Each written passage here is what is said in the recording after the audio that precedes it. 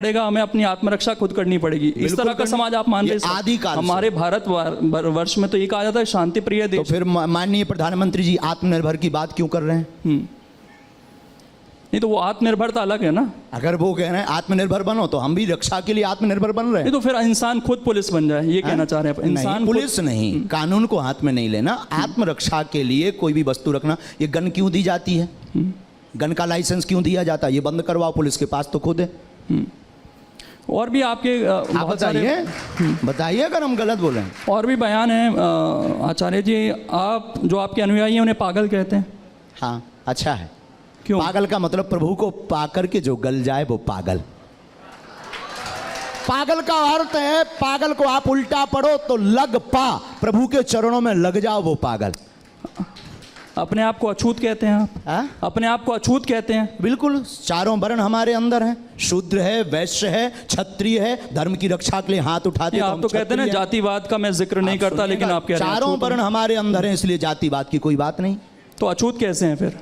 अछूत कैसे हैं? अपने आप को कहते हैं। क्यों हैं? मैं वही जानना चाहता हूं। हमें ये लगता है कि हमारी गांव की भाषा है, आप हमें छूना नहीं, हम अछूत हैं। उस वक्त गांव की भाषा में, गांव का एक कहावत है, भैया हमें छूना नहीं, हम अछूत हैं। तो गांव की कहावत में वो संबोधित किया था, ना कि अपने आप को अछूत सबसे संबोधित करके या किसी व्यक्ति को जलील करके हमने अछूत कहा। सनातनियों को कायर कहते हैं आप जी? सनातनियों को? हाँ, अगर सनातन की बात आती है और बुजदिल बनकर घर पर बैठ जाते हैं तो वो कायर हैं। राम की बात आती है और राम के लिए जबान नहीं उठती, संतों की बात आती है, धर्म की बात आती, और अगर कोई बाहर नहीं उठता, मुंह नहीं खोलता, अपनी वाणी नहीं खोलता, तो वो बिल्कुल कायर हैं प्यारे। तो ऐसा क्यों लग रहा है कि समाज कायर होता जा रहा है हमारा, और आपको इस तरह की बात क्या नहीं पड़ रही? जग भी बहुत रहे हैं। हाँ।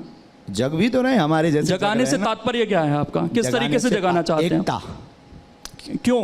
आप कहते हैं मैं जाति नहीं मानता, मैं धर्म नहीं मानता, तो आप इंसान को एक कीजिए ना। आप वहाँ सनातनी जोड़ देते हैं। सनातन का मतलब कोई पर्टिकुलर धर्म नहीं, सनातन का मतलब वो धर्म जिसमें बसो सारे धर्मों को एक करना चाहते हैं। पूरी बात। हाँ। वसुदेव कुटुंबकम की चर्चा, हम उस सनातन धर्म की बात कर रहे हैं जिसके मंदिरों से आवाज निकलती है, विश्व का कल्याण हो, विश्व में शांति हो, प्राणियों में सद्भावना हो। और जो इस चीज को नहीं मानते वो दूसरे धर्म को मानते हैं। अगर वो नहीं मानते तो वो मानव है, नहीं है, मानव समाज में रहने के लायक। दूसरे धर्म की बात कर रहा हूँ मैं सर, जो वो अपना पालन। धर्म हमारे हैं, सब धर्म हमारे हैं, जिसमें मानवता सबसे पहले, हमारा उद्देश्य है मानवता। तो एकता की जरूरत क्यों है? समाज बिखर रहा है क्या आपकी नजर में? बहुत ज्यादा जातिवाद के नाम पर रोटियां सेकी जा रही हैं श्रीमान। आपको न्यूज नहीं पढ़ रहे आप? नहीं, न्यूज तो कुछ जगह की आती हैं, उससे पूरे समाज को हम ताना बाना बिगाड़ने का काम कर रहे हैं। समाजों को एक करना जरूरी है। आप भी न्यूज चलाइए, ये काट कर हमारी अलग से। मतलब ताना बाना बिगड़ गया है समाज का? कौन बिगाड़ रहा है समाज का ताना बाना? अब आपकी नजर पर कह दें? नहीं, कह दीजिए, जब उसको भी चला देंगे काट। अरे साहब, इतने ज्यादा भी नहीं। नहीं, चला देंगे। आप बोले कौन बिगाड़ रहा है ताना बाना, जिसको एकता की जरूरत पड़ रही है? श्री गणेश हम आप कर रहे हैं, श्री गणेश हम आप हम बिगाड़ रहे हैं। अच्छा, आप और हम दोनों। तो वही तो मैं कह रहा था कि भड़काने वाली बात है क्या आपके बयानों से, जिससे ताना बाना बिगड़े? नहीं, हम एकता की चर्चा करते हैं। आज भी कह रहे हैं हम मानववादी हैं। सबसे पहले कोई हमसे परिचय पूछे तो हम सबसे पहले मानव हैं, फिर सनातनी हिंदू हैं, तीसरा हम हिंदुस्तानी हैं। ये हमारा सौभाग्य। चलिए, आखिर में मैं गुरुजी, आज का युवा जिसको आप एक करने की बात कह रहे हैं, उसके लिए क्या कहना चाहेंगे जल्दी से? सभी युवाओं को हम यही कहना चाहेंगे कि मानव धर्म सबसे बड़ा धर्म है, और सनातन धर्म एक ऐसा धर्म है जो सबको स्वीकार करता है। सभी युवाओं से कहना है, माता पिता और गुरु की बातों पर चलते रहिए, सनातन धर्म का अनुकरण करते रहिए, भारत एकता की ओर बढ़े, ताकि अनेकता में, जातिवाद में ना बटे, और सनातन का उत्थान हो, भारत का उत्थान हो, भारत विश्व गुरु बने। शास्त्री जी, महज 26-27 साल की उम्र और लाखों फॉलोअर्स, इसे कैसे देखते हैं? कभी एहसास हुआ था कि इतनी कम उम्र में इतनी फैन फॉलोइंग हो जाएगी, इतने भक्तगण हो जाएंगे आपके, और उनकी समस्या का निदान कर रहे होंगे आप? जय श्री राम, जय बागेश्वर धाम की। इन सब पर कृपा, ईश्वरीय कृपा होती है। हम आप कोई नहीं होते हैं जो चुन सकें कि हमें कौन सा कार्य करना है। ईश्वर पहले से चुनता है कि किससे क्या कार्य करवाना है। ये बालाजी की कृपा, और साथ में हमारे दादा गुरु का आशीर्वाद। तो बालाजी की कृपा से एक ब्राह्मण परिवार में दास का जन्म हुआ, तो वहाँ से यह परंपरा पर दरबार की, कथा की, आदि की प्रारंभ हुई। फिर दादा गुरु ने हाथ पकड़ करके बालाजी के चरणों में लगा दिया, तो निरंतर मानव सेवा में लगे हुए हैं। तो हमें लग रहा कि ये किसी व्यक्ति की सोच से ये कार्य निश्चित नहीं होता।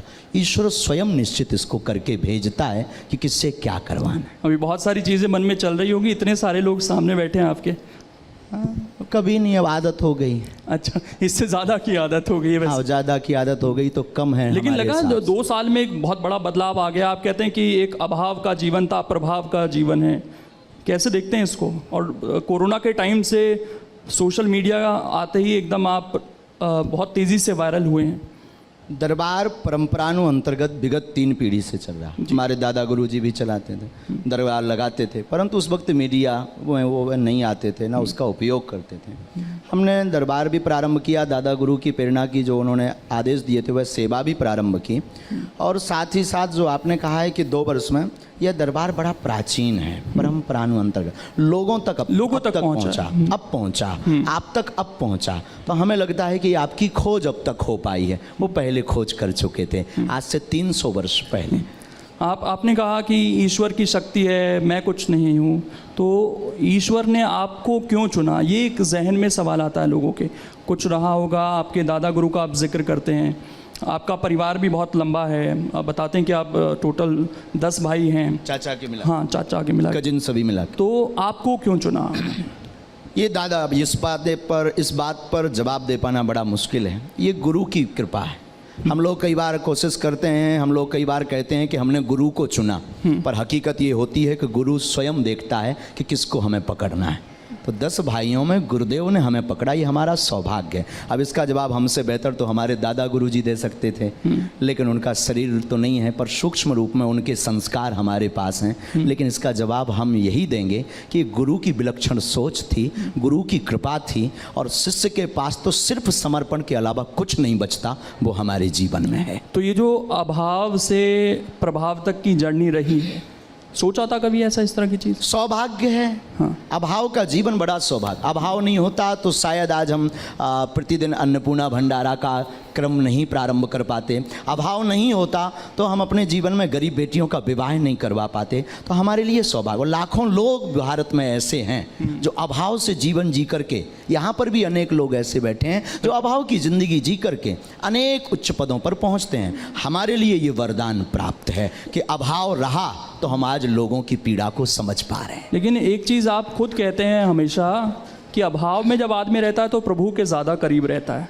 अब तो आप प्रभावी हो गए हैं, लाखों अनुयायी हैं आपके, तो ईश्वर के उतने ही अनुयायी और प्रभाव बागेश्वर बालाजी का है हमारी सोच में। ठीक, कृपा बालाजी की, प्रभाव बागेश्वर बालाजी का, और अनुयायी भी बागेश्वर बालाजी के। बागेश्वर धाम सरकार हमारा नाम नहीं, हमारा नाम तो धीरेन्द्र कृष्ण है। बागेश्वर धाम सरकार तो बागेश्वर बालाजी का है। तो आज भी हम, हाँ, यूँ मान करके चलिए, कल फटा कपड़ा पहनते थे तो आप लोग ये ला करके तान देते हैं तो ये पहन लेते हैं, पर हम आज भी अभाव में जी रहे हैं। उसका सिर्फ सिद्धांत इतना बदल गया, देखने की दृष्टि।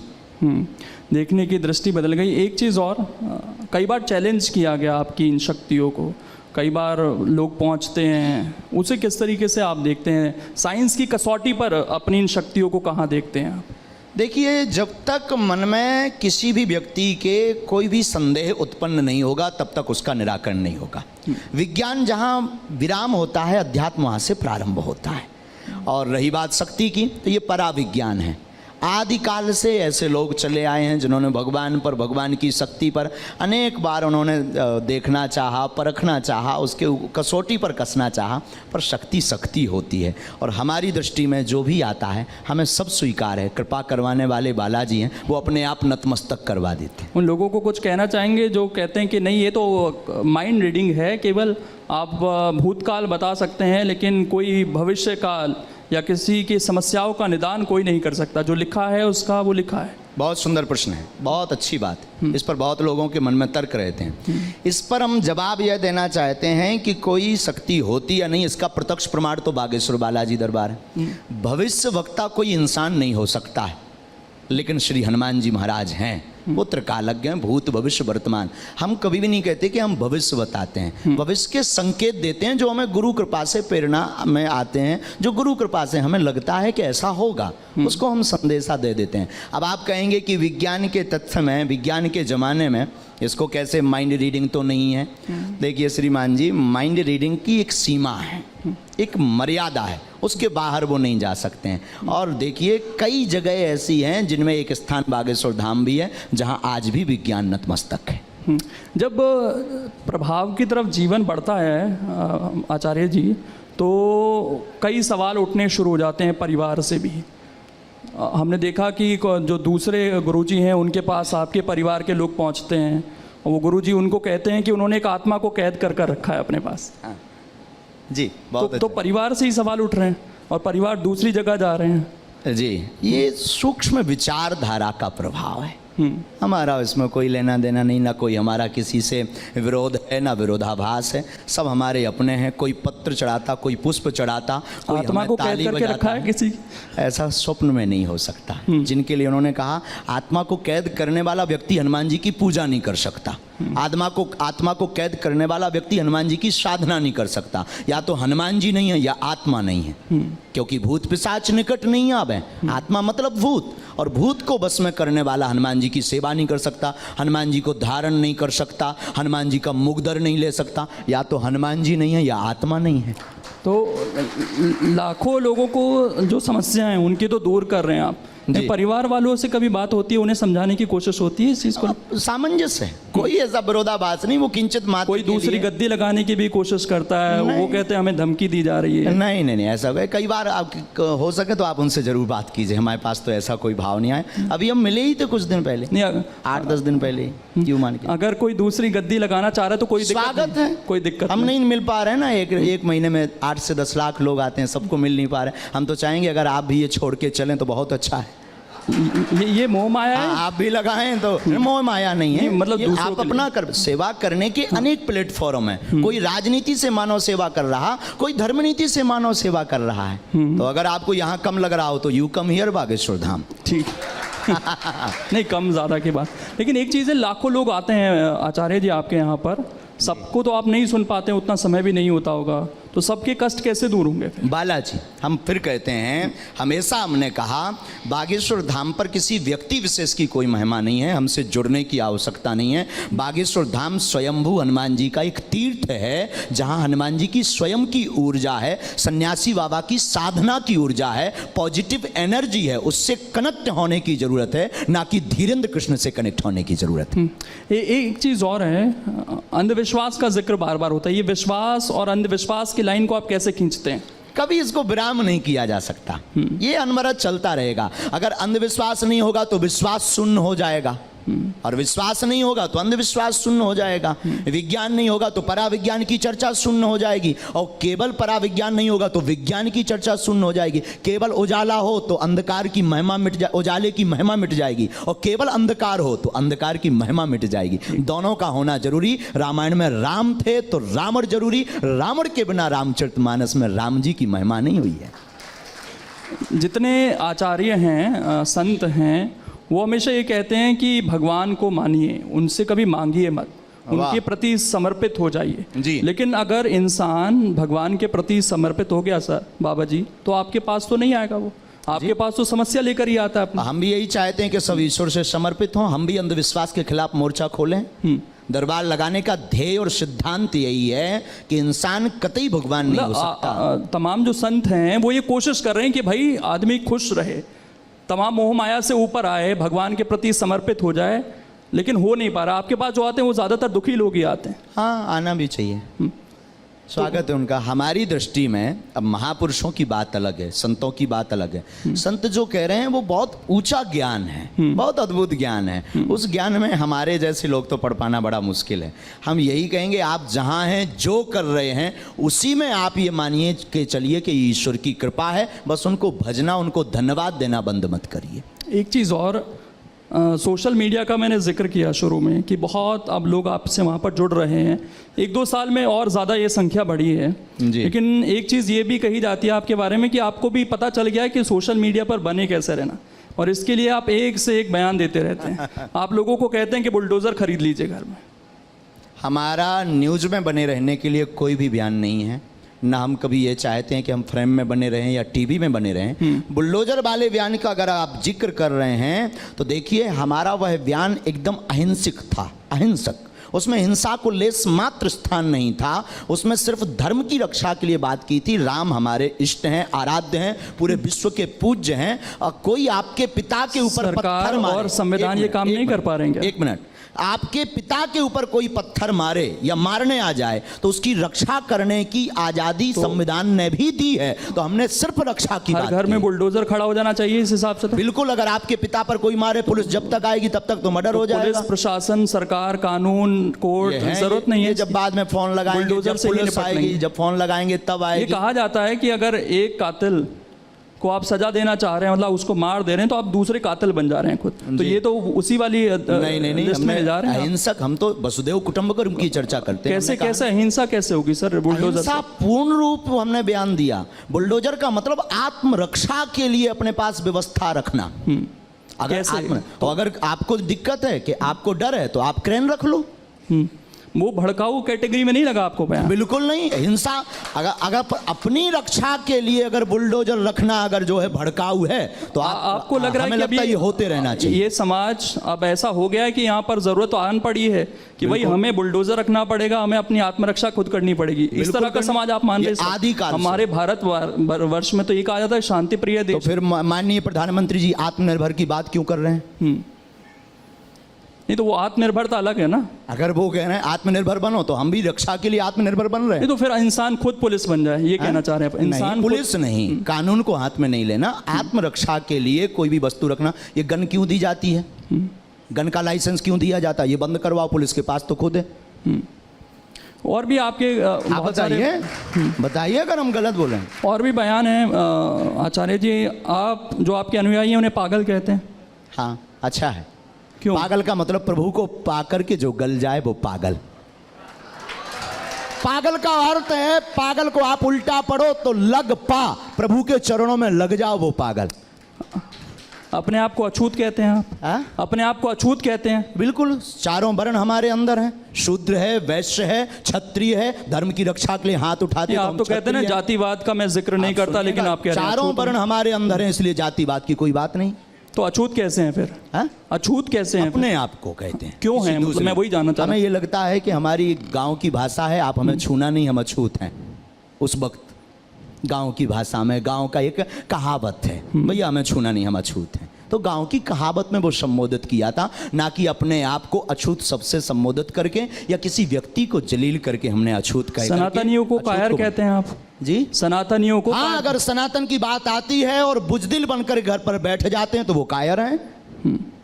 राम की बात आती है और राम के लिए जबान नहीं उठती, संतों की बात आती है, धर्म की बात आती, और अगर कोई बाहर नहीं उठता, मुंह नहीं खोलता, अपनी वाणी नहीं खोलता, तो वो बिल्कुल कायर हैं प्यारे। तो ऐसा क्यों लग रहा है कि समाज कायर होता जा रहा है हमारा, और आपको इस तरह की बात क्या नहीं पड़ रही? जग भी बहुत रहे हैं। हाँ। जग भी तो रहे हमारे जैसे। जगाने से तात्पर्य क्या है आपका? किस तरीके से जगाना चाहते हैं? एकता। क्यों? आप कहते हैं मैं जाति नहीं मानता, मैं धर्म नहीं मानता, तो आप इंसान को एक कीजिए ना। आप वहाँ सनातनी जोड़ देते हैं। सनातन का मतलब कोई पर्टिकुलर धर्म नहीं, सनातन का मतलब वो धर्म जिसमें बसो सारे धर्मों को एक करना चाहते हैं। पूरी बात। हाँ। वसुदेव कुटुंबकम की चर्चा, हम उस सनातन धर्म की बात कर रहे हैं जिसके मंदिरों से आवाज निकलती है, विश्व का कल्याण हो, विश्व में शांति हो, प्राणियों में सद्भावना हो। और जो इस चीज को नहीं मानते वो दूसरे धर्म को मानते हैं। अगर वो नहीं मानते तो वो मानव है, नहीं है, मानव समाज में रहने के लायक। दूसरे धर्म की बात कर रहा हूँ मैं सर, जो वो अपना पालन धर्म करते हैं। हमारे हैं, सब धर्म हमारे हैं, जिसमें मानवता सबसे पहले हमारा उद्देश्य है, मानवता। तो एकता की जरूरत क्यों है? समाज बिखर रहा है क्या आपकी नजर में? बहुत ज्यादा जातिवाद के नाम पर रोटियां सेकी जा रही हैं श्रीमान।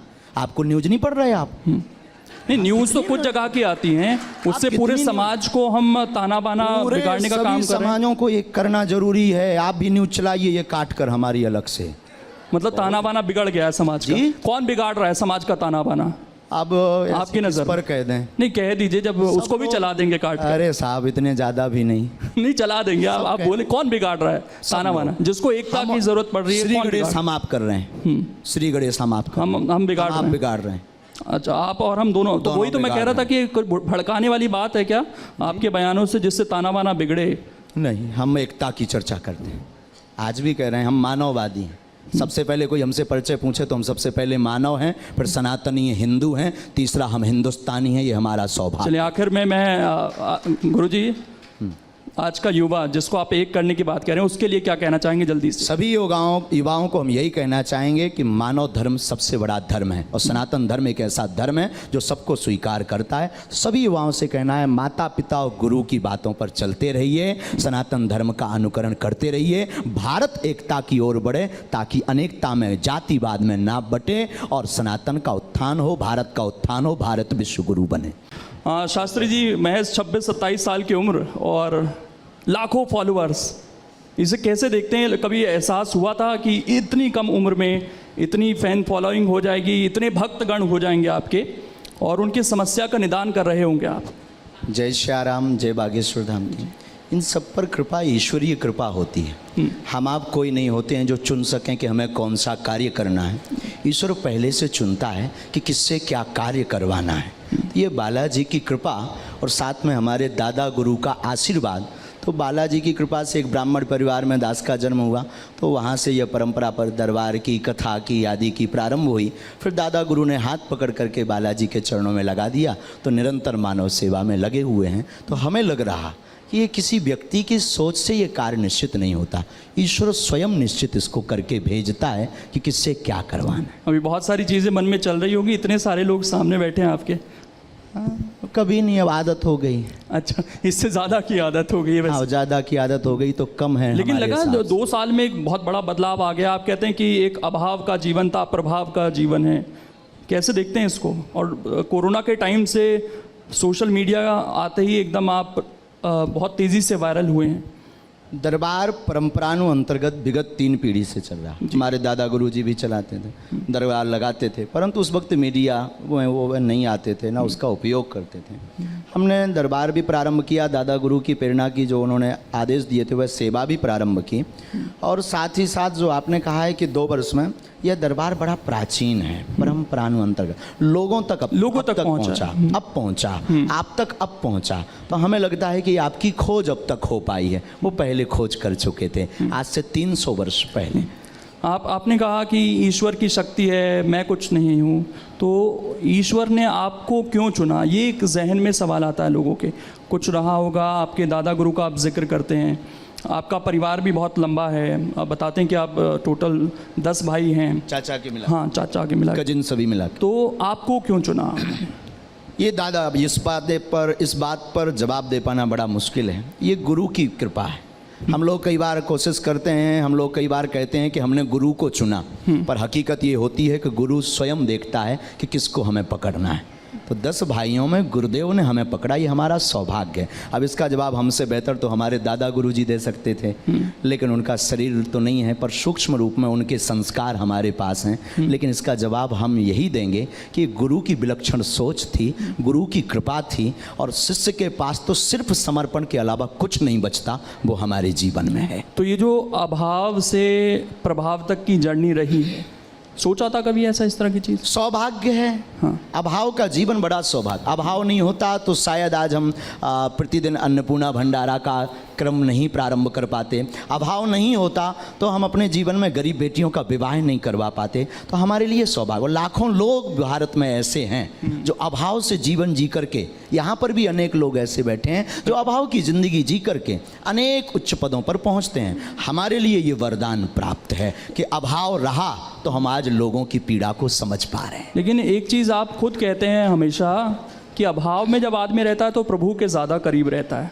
अब तो आप प्रभावी हो गए हैं, लाखों अनुयायी हैं आपके, तो ईश्वर के उतने ही अनुयायी और प्रभाव बागेश्वर बालाजी का है हमारी सोच में। ठीक, कृपा बालाजी की, प्रभाव बागेश्वर बालाजी का, और अनुयायी भी बागेश्वर बालाजी के। बागेश्वर धाम सरकार हमारा नाम नहीं, हमारा नाम तो धीरेन्द्र कृष्ण है। बागेश्वर धाम सरकार तो बागेश्वर बालाजी का है। तो आज भी हम, हाँ, यूँ मान करके चलिए, कल फटा कपड़ा पहनते थे तो आप लोग ये ला करके तान देते हैं तो ये पहन लेते हैं, पर हम आज भी अभाव में जी रहे हैं। उसका सिर्फ सिद्धांत इतना बदल गया, देखने की दृष्टि।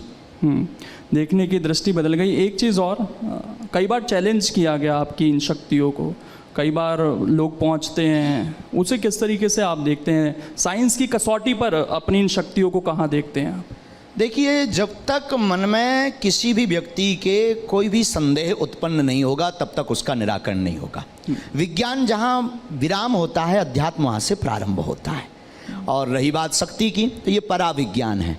आदिकाल से ऐसे लोग चले आए हैं जिन्होंने भगवान पर, भगवान की शक्ति पर अनेक बार उन्होंने देखना चाहा, परखना चाहा, उसके कसौटी पर कसना चाहा, पर शक्ति शक्ति होती है। और हमारी दृष्टि में जो भी आता है हमें सब स्वीकार है। कृपा करवाने वाले बालाजी हैं, वो अपने आप नतमस्तक करवा देते हैं। उन लोगों को कुछ कहना चाहेंगे जो कहते हैं कि नहीं ये तो माइंड रीडिंग है, केवल आप भूतकाल बता सकते हैं लेकिन कोई भविष्य काल या किसी की समस्याओं का निदान कोई नहीं कर सकता, जो लिखा है उसका वो लिखा है। बहुत सुंदर प्रश्न है, बहुत अच्छी बात है। इस पर बहुत लोगों के मन में तर्क रहते हैं। इस पर हम जवाब यह देना चाहते हैं कि कोई शक्ति होती या नहीं, इसका प्रत्यक्ष प्रमाण तो बागेश्वर बालाजी दरबार है। भविष्य वक्ता कोई इंसान नहीं हो सकता है, लेकिन श्री हनुमान जी महाराज हैं। वो त्रिकालज्ञ हैं, भूत भविष्य वर्तमान। हम कभी भी नहीं कहते कि हम भविष्य बताते हैं, भविष्य के संकेत देते हैं जो हमें गुरु कृपा से प्रेरणा में आते हैं, जो गुरु कृपा से हमें लगता है कि ऐसा होगा, उसको हम संदेशा दे देते हैं।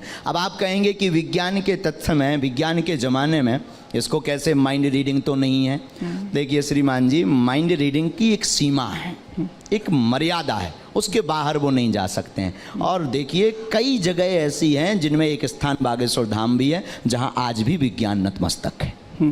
जब प्रभाव की तरफ जीवन बढ़ता है आचार्य जी, तो कई सवाल उठने शुरू हो जाते हैं परिवार से भी। हमने देखा कि जो दूसरे गुरुजी हैं उनके पास आपके परिवार के लोग पहुंचते हैं और वो गुरुजी उनको कहते हैं कि उन्होंने एक आत्मा को कैद कर रखा है अपने पास।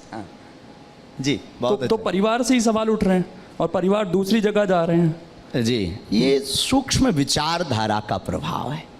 हमारा इसमें कोई लेना देना नहीं, ना कोई हमारा किसी से विरोध है, ना विरोधाभास है। सब हमारे अपने हैं। कोई पत्र चढ़ाता, कोई पुष्प चढ़ाता, कोई आत्मा को कैद करके रखा है किसी, ऐसा स्वप्न में नहीं हो सकता। जिनके लिए उन्होंने कहा आत्मा को कैद करने वाला व्यक्ति हनुमान जी की पूजा नहीं कर सकता, आत्मा को कैद करने वाला व्यक्ति हनुमान जी की साधना नहीं कर सकता। या तो हनुमान जी नहीं है या आत्मा नहीं है, क्योंकि भूत पिशाच निकट नहीं आवे। आत्मा मतलब भूत, और भूत को बस में करने वाला हनुमान जी की सेवा नहीं कर सकता, हनुमान जी को धारण नहीं कर सकता, हनुमान जी का मुगदर नहीं ले सकता। या तो हनुमान जी नहीं है या आत्मा नहीं है। तो लाखों लोगों को जो समस्याएं हैं उनके तो दूर कर रहे हैं आप। परिवार वालों से कभी बात होती है, उन्हें समझाने की कोशिश होती है इस चीज को? सामंजस्य है, कोई ऐसा विरोधाभास नहीं। वो किंचित मात्र कोई दूसरी गद्दी लगाने की भी कोशिश करता है, वो कहते हैं हमें धमकी दी जा रही है। नहीं नहीं नहीं, ऐसा है। कई बार आप हो सके तो आप उनसे जरूर बात कीजिए। हमारे पास तो ऐसा कोई भाव नहीं आया। अभी हम मिले ही थे कुछ दिन पहले, 8-10 दिन पहले। क्यों मान के अगर कोई दूसरी गद्दी लगाना चाह रहा है तो कोई स्वागत है, कोई दिक्कत। हम नहीं मिल पा रहे हैं ना, एक महीने में 8 से 10 लाख लोग आते हैं, सबको मिल नहीं पा रहे। हम तो चाहेंगे अगर आप भी ये छोड़ के चलें तो बहुत अच्छा है।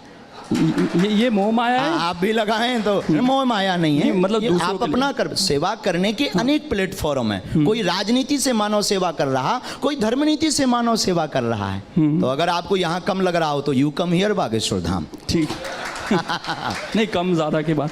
लेकिन एक चीज़ है, लाखों लोग आते हैं आचार्य जी आपके यहाँ पर, सबको तो आप नहीं सुन पाते, उतना समय भी नहीं होता होगा, तो सबके कष्ट कैसे दूर होंगे? बालाजी, हम फिर कहते हैं, हमेशा हमने कहा बागेश्वर धाम पर किसी व्यक्ति विशेष की कोई महिमा नहीं है, हमसे जुड़ने की आवश्यकता नहीं है। बागेश्वर धाम स्वयंभू हनुमान जी का एक तीर्थ है, जहां हनुमान जी की स्वयं की ऊर्जा है, सन्यासी बाबा की साधना की ऊर्जा है, पॉजिटिव एनर्जी है। उससे कनेक्ट होने की जरूरत है, ना कि धीरेन्द्र कृष्ण से कनेक्ट होने की जरूरत है। एक चीज़ और है, अंधविश्वास का जिक्र बार बार होता है। ये विश्वास और अंधविश्वास की लाइन को आप कैसे खींचते हैं?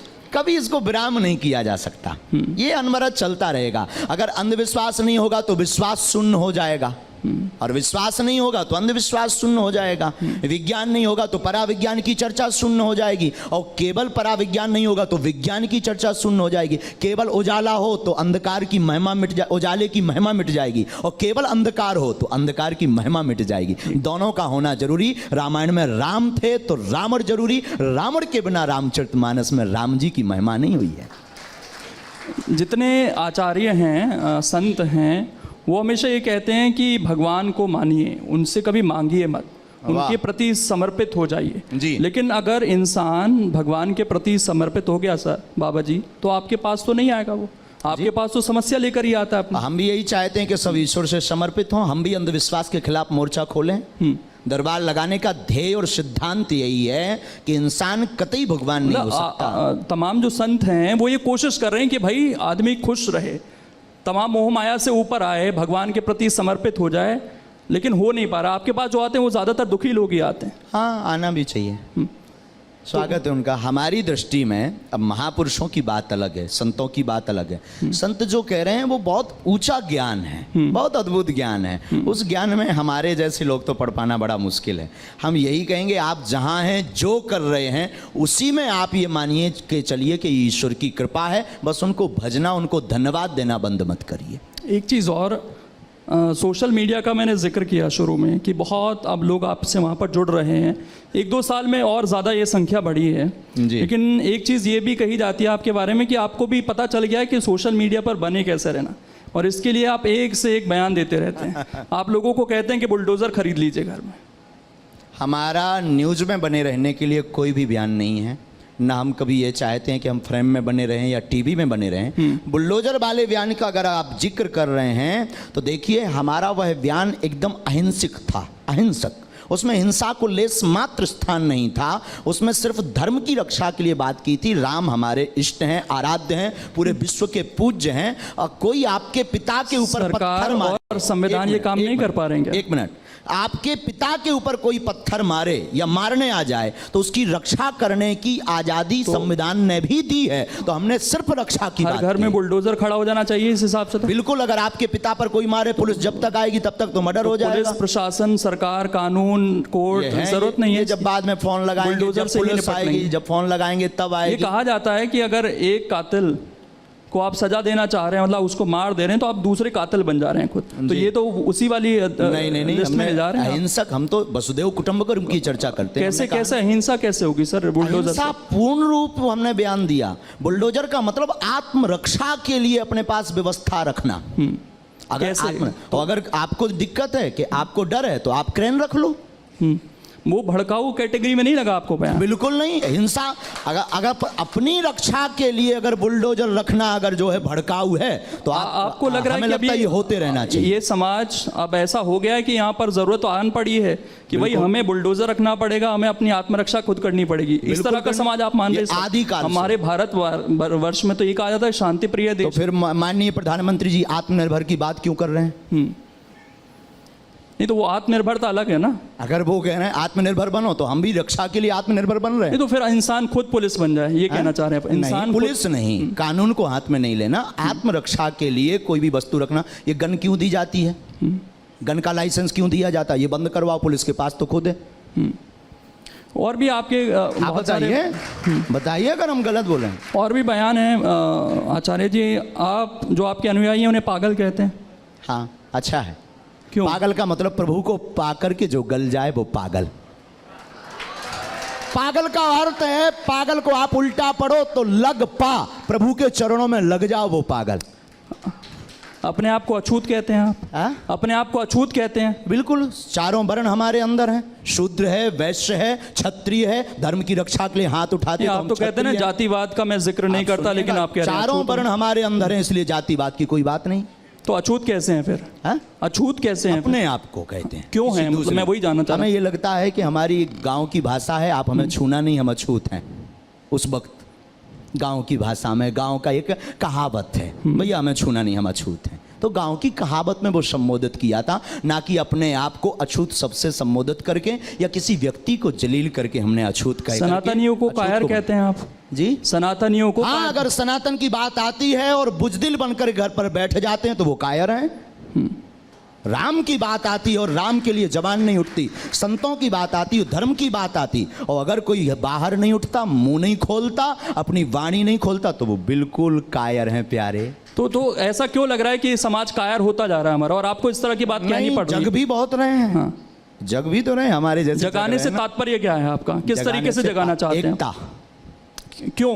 आप कहते हैं मैं जाति नहीं मानता, मैं धर्म नहीं मानता, तो आप इंसान को एक कीजिए ना। आप वहाँ सनातन ही जोड़ देते हैं। सनातन का मतलब कोई पर्टिकुलर धर्म नहीं, सनातन का मतलब बौद्ध धर्म जिसमें बसो सारे धर्मों को एक करना चाहते हैं। पूरी बात वसुदेव कुटुंबकम की चर्चा, हम उस सनातन धर्म की बात कर रहे हैं जिसके मंदिरों से आवाज निकलती है विश्व का कल्याण हो, विश्व में शांति हो, प्राणियों में सद्भावना हो। और जो इस चीज को नहीं मानते वो दूसरे धर्म को मानते हैं। अगर वो नहीं मानते तो वो मानव है नहीं है, मानव समाज में रहने के लायक दूसरे धर्म की बात कर रहा हूँ मैं सर, जो वो अपना पालन धर्म हमारे हैं, सब धर्म हमारे हैं जिसमें मानवता सबसे पहले, हमारा उद्देश्य है मानवता। तो एकता की जरूरत क्यों है? समाज बिखर रहा है क्या आपकी नजर में? बहुत ज्यादा जातिवाद के नाम पर रोटियां सेकी जा रही हैं श्रीमान। आपको न्यूज नहीं पढ़ रहे आप? नहीं, न्यूज तो कुछ जगह की आती हैं, उससे पूरे समाज को हम ताना बाना बिगाड़ने का काम कर रहे हैं। समाजों को एक करना जरूरी है। आप भी न्यूज चलाइए ये काट कर हमारी अलग से। मतलब ताना बाना बिगड़ गया है समाज का। कौन बिगाड़ रहा है समाज का ताना बाना? अब आपकी नजर पर कह दें? नहीं, कह दीजिए, जब उसको भी चला देंगे काट कर। अरे साहब इतने ज्यादा भी नहीं। नहीं चला देंगे आप बोले कौन बिगाड़ रहा है ताना बाना? जिसको एकता की जरूरत पड़ रही है। श्री गणेश हम आप कर रहे हैं, श्री गणेश हम आप हम बिगाड़ रहे हैं। अच्छा, आप और हम दोनों तो वही तो मैं कह रहा था कि भड़काने वाली बात है क्या आपके बयानों से जिससे ताना बाना बिगड़े? नहीं, हम एकता की चर्चा करते हैं, आज भी कह रहे हैं हम मानववादी हैं। सबसे पहले कोई हमसे परिचय पूछे तो हम सबसे पहले मानव हैं, फिर सनातनी हिंदू हैं, तीसरा हम हिंदुस्तानी हैं। ये हमारा सौभाग्य। चलिए आखिर में मैं गुरुजी, आज का युवा जिसको आप एक करने की बात कह रहे हैं, उसके लिए क्या कहना चाहेंगे जल्दी से? सभी युवाओं को हम यही कहना चाहेंगे कि मानव धर्म सबसे बड़ा धर्म है और सनातन धर्म एक ऐसा धर्म है जो सबको स्वीकार करता है। सभी युवाओं से कहना है माता पिता और गुरु की बातों पर चलते रहिए, सनातन धर्म का अनुकरण करते रहिए, भारत एकता की ओर बढ़े ताकि अनेकता में, जातिवाद में ना बटे और सनातन का उत्थान हो, भारत का उत्थान हो, भारत विश्व गुरु बने।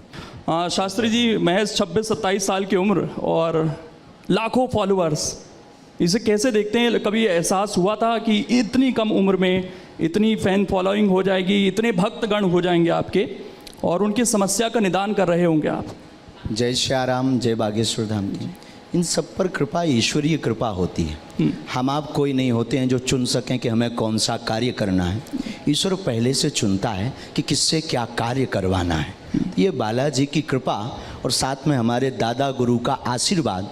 तो बालाजी की कृपा से एक ब्राह्मण परिवार में दास का जन्म हुआ, तो वहाँ से यह परंपरा पर दरबार की, कथा की, आदि की प्रारंभ हुई। फिर दादा गुरु ने हाथ पकड़ करके बालाजी के चरणों में लगा दिया, तो निरंतर मानव सेवा में लगे हुए हैं। तो हमें लग रहा कि ये किसी व्यक्ति की सोच से ये कार्य निश्चित नहीं होता, ईश्वर स्वयं निश्चित इसको करके भेजता है कि किससे क्या करवाना है। अभी बहुत सारी चीज़ें मन में चल रही होगी, इतने सारे लोग सामने बैठे हैं आपके। कभी नहीं, अब आदत हो गई। अच्छा, इससे ज़्यादा की आदत हो गई है? हाँ, ज़्यादा की आदत हो गई तो कम है। लेकिन लगा 2 साल में एक बहुत बड़ा बदलाव आ गया। आप कहते हैं कि एक अभाव का जीवन था, प्रभाव का जीवन है। कैसे देखते हैं इसको? और कोरोना के टाइम से सोशल मीडिया आते ही एकदम आप बहुत तेज़ी से वायरल हुए हैं। दरबार परंपरानु अंतर्गत विगत 3 पीढ़ी से चल रहा। हमारे दादा गुरुजी भी चलाते थे, दरबार लगाते थे, परंतु उस वक्त मीडिया वो नहीं आते थे, ना उसका उपयोग करते थे। हमने दरबार भी प्रारंभ किया, दादा गुरु की प्रेरणा की, जो उन्होंने आदेश दिए थे वह सेवा भी प्रारंभ की। और साथ ही साथ जो आपने कहा है कि 2 वर्ष में यह दरबार बड़ा प्राचीन है, परंपरानु अंतर्गत लोगों तक पहुंचा, अब पहुंचा, आप तक अब पहुंचा। तो हमें लगता है कि आपकी खोज अब तक हो पाई है, वो पहले खोज कर चुके थे आज से 300 वर्ष पहले। आपने कहा कि ईश्वर की शक्ति है, मैं कुछ नहीं हूँ, तो ईश्वर ने आपको क्यों चुना? ये एक जहन में सवाल आता है लोगों के। कुछ रहा होगा, आपके दादा गुरु का आप जिक्र करते हैं, आपका परिवार भी बहुत लंबा है, आप बताते हैं कि आप टोटल 10 भाई हैं, चाचा के मिला। हाँ, चाचा के मिला, कजिन सभी मिला। तो आपको क्यों चुना? ये दादा, अब इस बात पर जवाब दे पाना बड़ा मुश्किल है। ये गुरु की कृपा है। हम लोग कई बार कोशिश करते हैं, हम लोग कई बार कहते हैं कि हमने गुरु को चुना, पर हकीकत ये होती है कि गुरु स्वयं देखता है कि किसको हमें पकड़ना है। तो 10 भाइयों में गुरुदेव ने हमें पकड़ा, ये हमारा सौभाग्य है। अब इसका जवाब हमसे बेहतर तो हमारे दादा गुरुजी दे सकते थे, लेकिन उनका शरीर तो नहीं है, पर सूक्ष्म रूप में उनके संस्कार हमारे पास हैं। लेकिन इसका जवाब हम यही देंगे कि गुरु की विलक्षण सोच थी, गुरु की कृपा थी, और शिष्य के पास तो सिर्फ समर्पण के अलावा कुछ नहीं बचता, वो हमारे जीवन में है। तो ये जो अभाव से प्रभाव तक की जर्नी रही है, सोचा था कभी ऐसा इस तरह की चीज़? सौभाग्य है। हाँ। अभाव का जीवन बड़ा सौभाग्य। अभाव नहीं होता तो शायद आज हम प्रतिदिन अन्नपूर्णा भंडारा का क्रम नहीं प्रारंभ कर पाते। अभाव नहीं होता तो हम अपने जीवन में गरीब बेटियों का विवाह नहीं करवा पाते। तो हमारे लिए सौभाग्य। और लाखों लोग भारत में ऐसे हैं जो अभाव से जीवन जी करके, यहाँ पर भी अनेक लोग ऐसे बैठे हैं जो अभाव की ज़िंदगी जी करके अनेक उच्च पदों पर पहुँचते हैं। हमारे लिए ये वरदान प्राप्त है कि अभाव रहा तो हम आज लोगों की पीड़ा को समझ पा रहे हैं। लेकिन एक चीज़ आप खुद कहते हैं हमेशा कि अभाव में जब आदमी रहता है तो प्रभु के ज़्यादा करीब रहता है।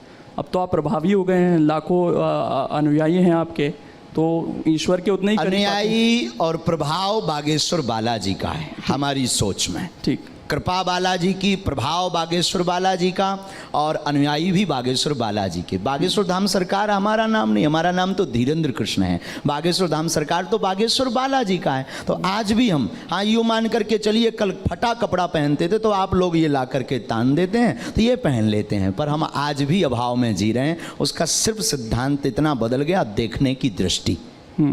देखने की दृष्टि बदल गई। एक चीज़ और, कई बार चैलेंज किया गया आपकी इन शक्तियों को, कई बार लोग पहुंचते हैं, उसे किस तरीके से आप देखते हैं? साइंस की कसौटी पर अपनी इन शक्तियों को कहाँ देखते हैं आप? देखिए, जब तक मन में किसी भी व्यक्ति के कोई भी संदेह उत्पन्न नहीं होगा तब तक उसका निराकरण नहीं होगा। विज्ञान जहाँ विराम होता है, अध्यात्म वहाँ से प्रारंभ होता है। और रही बात शक्ति की, तो ये पराविज्ञान है।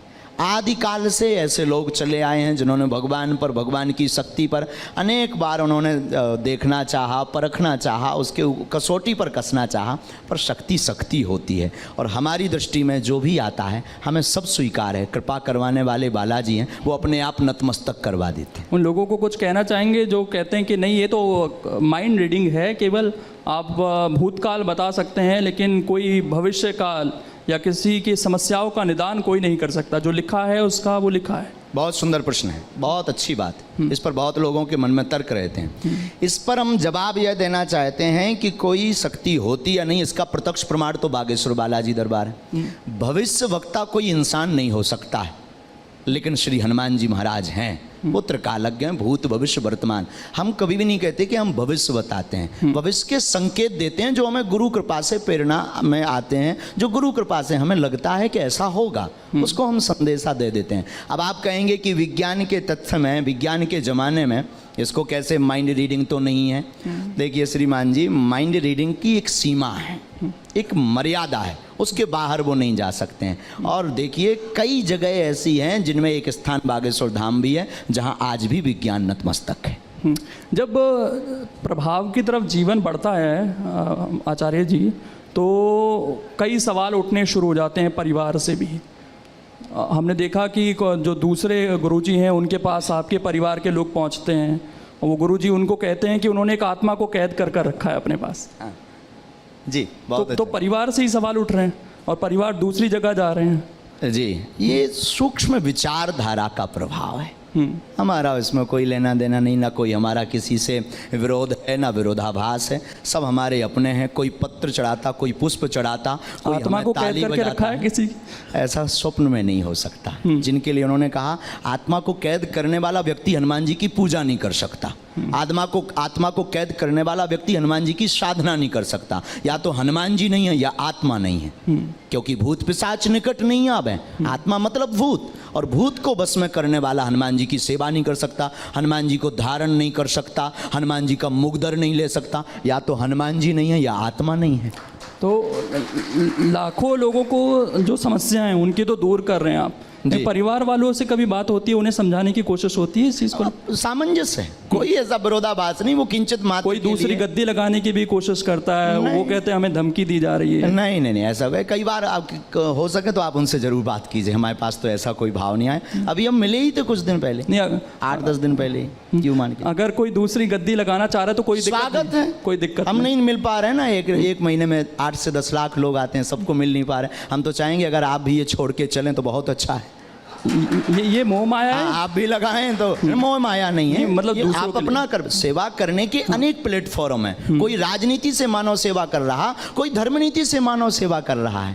तो अगर आपको यहाँ कम लग रहा हो तो you come here Bageshwar Dham. ठीक नहीं, कम ज़्यादा की बात, लेकिन एक चीज़ है, लाखों लोग आते हैं आचार्य जी आपके यहाँ पर, सबको तो आप नहीं सुन पाते, उतना समय भी नहीं होता होगा, तो सबके कष्ट कैसे दूर होंगे फिर? बालाजी, हम फिर कहते हैं, हमेशा हमने कहा बागेश्वर धाम पर किसी व्यक्ति विशेष की कोई महिमा नहीं है, हमसे जुड़ने की आवश्यकता नहीं है। बागेश्वर धाम स्वयंभू हनुमान जी का एक तीर्थ है, जहां हनुमान जी की स्वयं की ऊर्जा है, सन्यासी बाबा की साधना की ऊर्जा है, पॉजिटिव एनर्जी है, उससे कनेक्ट होने की जरूरत है, ना कि धीरेन्द्र कृष्ण से कनेक्ट होने की जरूरत है।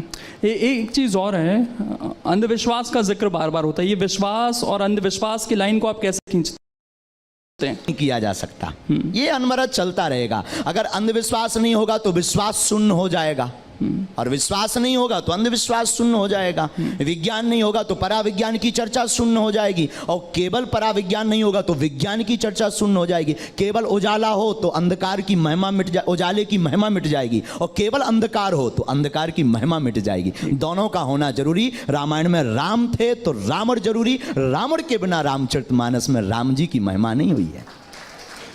जितने आचार्य हैं, संत हैं, वो हमेशा ये कहते हैं कि भगवान को मानिए, उनसे कभी मांगिए मत, उनके प्रति समर्पित हो जाइए जी। लेकिन अगर इंसान भगवान के प्रति समर्पित हो गया सर बाबा जी, तो आपके पास तो नहीं आएगा, वो आपके पास तो समस्या लेकर ही आता है अपनी। हम भी यही चाहते हैं कि सब ईश्वर से समर्पित हों, हम भी अंधविश्वास के खिलाफ मोर्चा खोलें।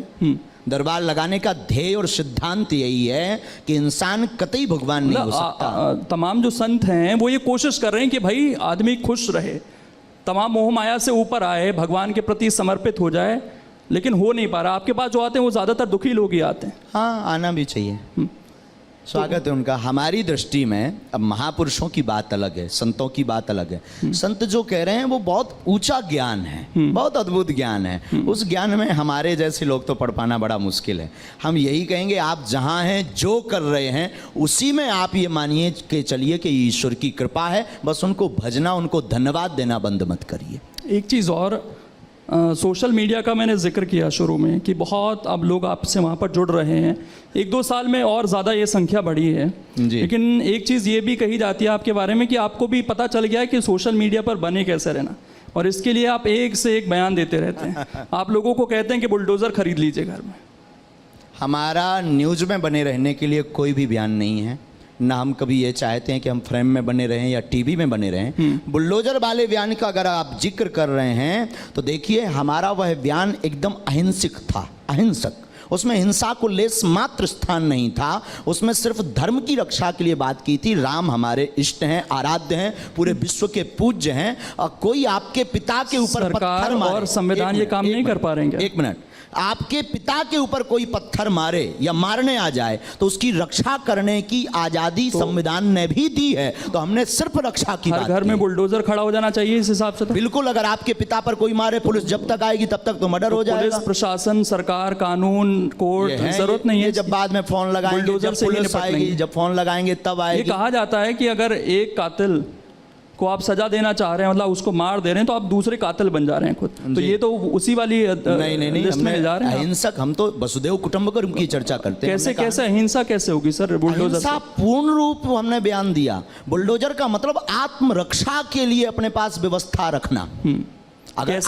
अगर आपको दिक्कत है कि आपको डर है तो आप क्रेन रख लो। वो भड़काऊ कैटेगरी में नहीं लगा आपको बयान? बिल्कुल नहीं। हिंसा अगर अपनी रक्षा के लिए अगर बुलडोजर रखना अगर जो है भड़काऊ है तो आपको लग रहा है कि अभी ये होते रहना चाहिए। ये समाज अब ऐसा हो गया है कि यहाँ पर जरूरत तो आन पड़ी है कि भाई हमें बुलडोजर रखना पड़ेगा, हमें अपनी आत्मरक्षा खुद करनी पड़ेगी। इस तरह का समाज आप मान रहे हैं? आदिकाल हमारे भारत वर्ष में तो ये कहा जाता है शांति प्रिय देश। तो फिर माननीय प्रधानमंत्री जी आत्मनिर्भर की बात क्यों कर रहे हैं? नहीं तो वो आत्मनिर्भरता अलग है ना। अगर वो कह रहे हैं आत्मनिर्भर बनो तो हम भी रक्षा के लिए आत्मनिर्भर बन रहे हैं। नहीं तो फिर इंसान खुद पुलिस बन जाए, ये कहना चाह रहे हैं? इंसान पुलिस नहीं, कानून को हाथ में नहीं लेना। आत्मरक्षा के लिए कोई भी वस्तु रखना। ये गन क्यों दी जाती है? गन का लाइसेंस क्यों दिया जाता है? ये बंद करवाओ, पुलिस के पास तो खुद है। और भी आपके बताइए अगर हम गलत बोले। और भी बयान है आचार्य जी, आप जो आपके अनुयायी हैं उन्हें पागल कहते हैं। हाँ अच्छा है। क्यों? पागल का मतलब प्रभु को पाकर के जो गल जाए वो पागल। पागल का अर्थ है, पागल को आप उल्टा पढ़ो तो लग पा, प्रभु के चरणों में लग जाओ वो पागल। अपने आप को अछूत कहते हैं आप? हाँ? अपने आप को अछूत कहते हैं? बिल्कुल, चारों वर्ण हमारे अंदर हैं। शूद्र है, वैश्य है, क्षत्रिय है, धर्म की रक्षा के लिए हाथ उठाते आप तो कहते हैं ना जातिवाद का मैं जिक्र नहीं करता, लेकिन आप कह रहे हैं चारों अछूत वर्ण हमारे अंदर हैं, इसलिए जातिवाद की कोई बात नहीं। तो अछूत कैसे हैं फिर? हाँ? अछूत कैसे हैं? अपने आप को कहते हैं। क्यों किसी हैं? मतलब दूसरे- मैं वही जानना चाहता हमें ये लगता है कि हमारी गांव की भाषा है, आप हमें छूना नहीं, हम अछूत हैं।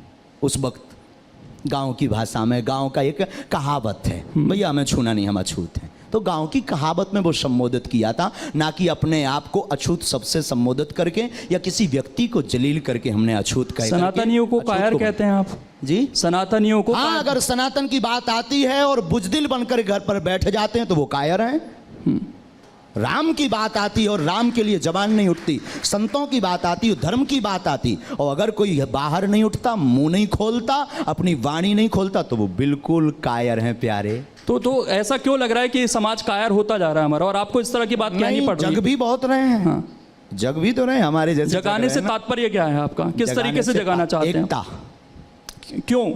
आप कहते हैं मैं जाति नहीं मानता, मैं धर्म नहीं मानता, तो आप इंसान को एक कीजिए ना। आप वहाँ सनातनी जोड़ देते हैं। सनातन का मतलब कोई पर्टिकुलर धर्म नहीं, सनातन का मतलब वो धर्म जिसमें बसो सारे धर्मों को एक करना चाहते हैं। पूरी बात। हाँ। वसुदेव कुटुंबकम की चर्चा, हम उस सनातन धर्म की बात कर रहे हैं जिसके मंदिरों से आवाज निकलती है, विश्व का कल्याण हो, विश्व में शांति हो, प्राणियों में सद्भावना हो। और जो इस चीज को नहीं मानते वो दूसरे धर्म को मानते हैं। अगर वो नहीं मानते तो वो मानव है, नहीं है, मानव समाज में रहने के लायक दूसरे धर्म की बात कर रहा हूँ मैं सर, जो वो अपना पालन धर्म करते हैं। हमारे हैं, सब धर्म हमारे हैं, जिसमें मानवता सबसे पहले हमारा उद्देश्य है, मानवता। तो एकता की जरूरत क्यों है? समाज बिखर रहा है क्या आपकी नजर में? बहुत ज्यादा जातिवाद के नाम पर रोटियां सेकी जा रही हैं श्रीमान।